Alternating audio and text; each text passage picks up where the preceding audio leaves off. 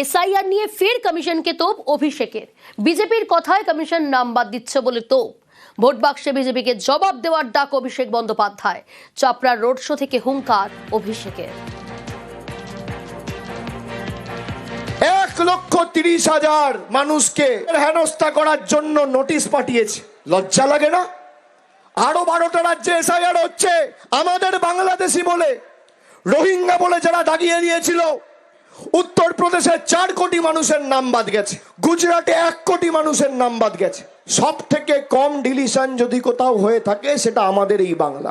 নির্বাচন কমিশন আর ভ্যানিশ কুমারকে কাজে লাগিয়ে জোর জবরদস্তি নাম বাদ দেওয়ার ষড়যন্ত্র করছে ভারতীয় জনতা পার্টি।